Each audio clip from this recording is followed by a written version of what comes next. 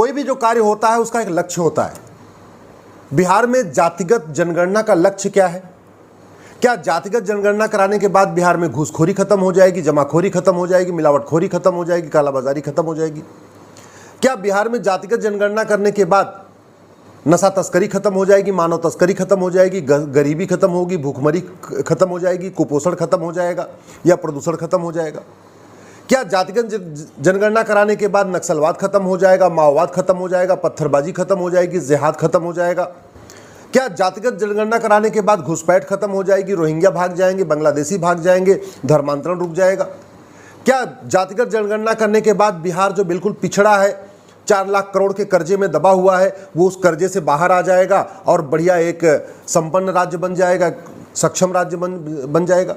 क्या जातिगत जनगणना कराने के बाद बिहार में औद्योगिक विकास हो जाएगा, वहां आके फैक्ट्रियां लगना शुरू हो जाएंगी? होगा क्या? कभी सोचा आपने? इस जातिगत जनगणना का केवल एक लक्ष्य है, सनातन धर्म को खत्म करना। और ये इस इंडी गठबंधन के लोग खुलेआम कह रहे हैं, हमारे इस गठबंधन का लक्ष्य है सनातन धर्म को खत्म करना। अफगानिस्तान में सनातन धर्म खत्म हो गया, सबको आप देख लीजिए, आपके सामने क्या पोजीशन है। अफगानिस्तान कितना बदहाल है, फटेहाल है, रोज बम धमाके हो रहे हैं, महिलाओं की क्या हालत है।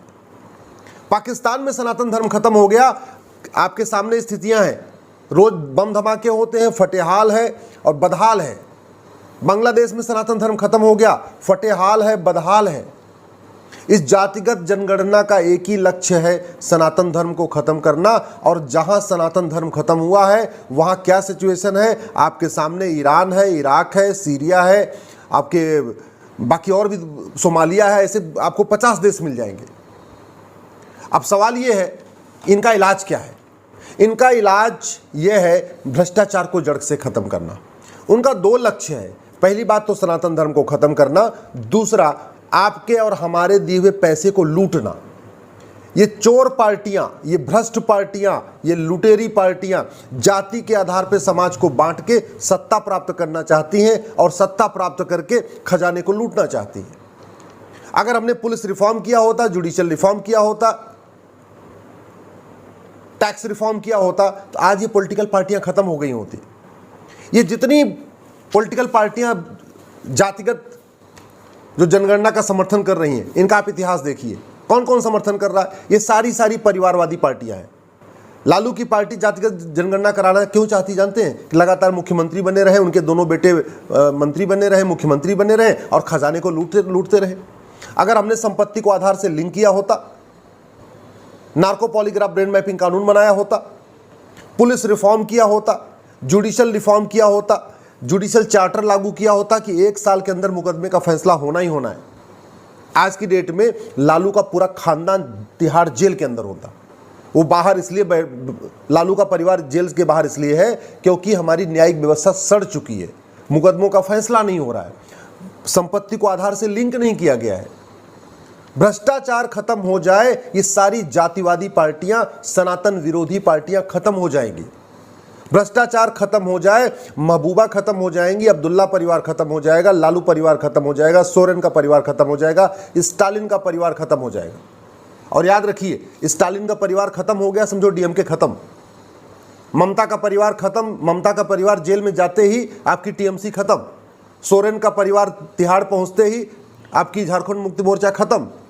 आपके अब्दुल्ला परिवार के जेल में जाते ही नेशनल कॉन्फ्रेंस खत्म। महबूबा परिवार के जेल में जाते ही अब टीडीपी खत्म, पीडीपी खत्म। ये जितनी परिवारवादी पार्टियां हैं, जितनी सनातन विरोधी पार्टियां हैं, ये केवल घटिया कानूनों के कारण टिकी हुई हैं। कठोर कानून हो जाए, नार्को पॉलीग्राफ ब्रेन मैपिंग कानून बन जाए, संपत्ति को आधार से लिंक कर दिया जाए, गांधी परिवार तिहाड़ चला जाएगा। और गांधी परिवार तिहाड़ गया, समझो कांग्रेस खत्म। तो आज जो सनातन संस्कृति के लिए खतरे बने हुए हैं पॉलिटिकल पार्टियां, वो इसलिए जिंदा हैं, इसलिए ये पॉलिटिकल पार्टियां चल रही हैं क्योंकि हमने पुलिस रिफॉर्म नहीं किया, इलेक्शन रिफॉर्म नहीं किया, टैक्स रिफॉर्म नहीं किया, जुडिशियल रिफॉर्म नहीं किया। 1 घंटे के अंदर मुकदमा दर्ज हो, 1 महीने के अंदर जांच पूरी हो और 1 साल के अंदर मुकदमे का फैसला आए, इसके लिए हमने पुलिस रिफॉर्म, जुडिशियल रिफॉर्म नहीं किया। हमने आज तक एक विधायिका संहिता नहीं बनाई कि भैया सांसद विधायक बनने के लिए पहले आपको एक एंट्रेंस एग्जाम देना पड़ेगा। अरे जब सिपाही बनने के लिए एग्जाम हो सकता है, क्लर्क बनने के लिए एग्जाम हो सकता है, कांस्टेबल बनने के लिए एग्जाम हो सकता है, तो सांसद विधायक बनने के लिए एग्जाम क्यों नहीं होना चाहिए? अगर टीचर एलिजिबिलिटी टेस्ट हो सकता है तो लेजिस्लेचर एलिजिबिलिटी टेस्ट क्यों नहीं होना चाहिए? अब बिना एग्जाम के कोई आज की डेट में कहीं नौकरी मिलती है क्या? डी ग्रेड और सी ग्रेड के लिए भी एग्जाम होता है, और यहाँ पे सांसद विधायक बनने कोई एग्जाम नहीं। अगर हमने एक चुनाव सुधार किया होता, डेमोक्रेटिक रिफॉर्म किया होता, और हमने एक सेट कर दिया होता, भैया आपको अगर सांसद बनना है तो आपको ऑल इंडिया लेवल पे एग्जाम देना पड़ेगा, आपको विधायक बनना है आपको एग्जाम देना पड़ेगा, पार्षद बनना है, प्रधान बनना है, अनपढ़ अनाड़ी गंवार नहीं चाहिए, सब पढ़े लिखे आदमी चाहिए, समझदार आदमी चाहिए, जिसको थोड़ा संविधान का ज्ञान हो, जिसको थोड़ा कानून का ज्ञान हो, वो वही आदमी सांसद विधायक बनेगा, क्योंकि उसका काम है कानून बनाना। सांसद विधायक का काम जाति के आधार पर जहर बोना थोड़ी होता है। यदि हमने 100 रुपए से बड़े नोट बंद कर दिया होता, ये पॉलिटिकल पार्टियां खत्म हो गई होती, क्योंकि जितनी बड़ी नोट होती उतना ज़्यादा कालाधन होता, उतना ज़्यादा हवाला होता, उतना ज़्यादा भ्रष्टाचार है। ये सारी परिवारवादी पॉलिटिकल पार्टियां भ्रष्टाचार के महल पे बैठी हुई हैं। भ्रष्टाचार को जड़ से खत्म करना है, 100 रुपए से बड़ा नोट बंद करना पड़ेगा, 5,000 रुपए से महंगे सामान का कैश लेन देन बंद करना पड़ेगा, 50,000 रुपए से महंगी प्रॉपर्टी को आधार से लिंक करना पड़ेगा। पता तो चले कि आदमी जो प्रॉपर्टी खरीद रहा है, बंगलो बना रहा है, फ्लैट बना रहा है, वो साल में कमाता कितना है? प्रॉपर्टी का आधार से भी लिंक है ही नहीं। हाँ, लिंक नहीं है तो ये सरकार को पता नहीं चलता। जब छापा उपा मारते हैं, पूछताछ करते हैं, तब जाके पता चलता है कि कितनी प्रॉपर्टी उसने बना रखा है। और वैसे भी ये सफ़ेद पोस्ट नेता अपने नाम पे प्रॉपर्टी खरीदते नहीं, ये तो अपने ड्राइवर के नाम पे खरीदेंगे, अपने खाना बनाने वाले के नाम पे खरीदेंगे, साले के नाम पे खरीदेंगे, साली के नाम पे खरीदेंगे, मौसा के नाम पे खरीदेंगे, मौसी के नाम पे खरीदेंगे। सारी प्रॉपर्टी ऐसे खरीदते हैं। इनको पकड़ने का एक ही तरीका है, प्रॉपर्टी को आधार से लिंक कर दिया जाए। इन सनातन विरोधी पार्टियों को धूल में मिलाने का, इनको नष्ट करने का, इनको मिटाने का एक ही तरीका है, भारत में जुडिशियल चार्टर लागू हो, जजों के लिए अकाउंटेबिलिटी तय हो जाए कि जो जज 1 साल के अंदर मुकदमे का फैसला नहीं कर पाएगा उसकी नौकरी खत्म। यदि 1 महीने के अंदर जांच पूरी नहीं होती है, पुलिस की कोई जरूरत नहीं है, ऐसे इंस्पेक्टर को हटाइए, बाहर निकालिए। तो पुलिस रिफॉर्म करना पड़ेगा, जुडिशियल रिफॉर्म करना पड़ेगा। 1 महीने के अंदर जांच पूरी हो, सारा दूध का दूध पानी का पानी हो जाए, सच पूरा सामने आ जाए, इसके लिए नार्को पॉलीग्राफ ब्रेन मैपिंग कानून बनाना पड़ेगा। हर जिले में झूठ पकड़ने के लिए आपको एक लैब बनानी पड़ेगी, जहां नार्को टेस्ट हो सके, पॉलीग्राफ टेस्ट हो सके, ब्रेन मैपिंग हो सके। ये आपको इंफ्रास्ट्रक्चर करना पड़ेगा।